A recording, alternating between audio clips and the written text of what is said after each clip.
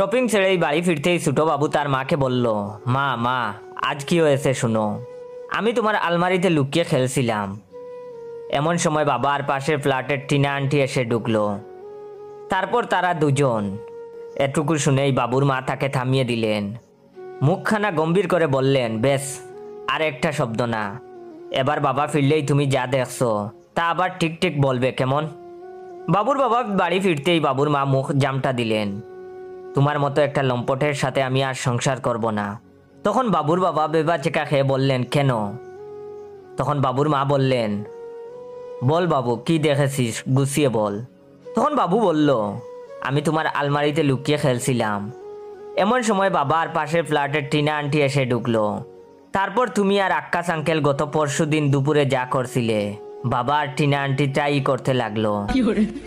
এটা শুনে লে বাবা একদিকে পলাইছে আর তার মা আর একদিকে।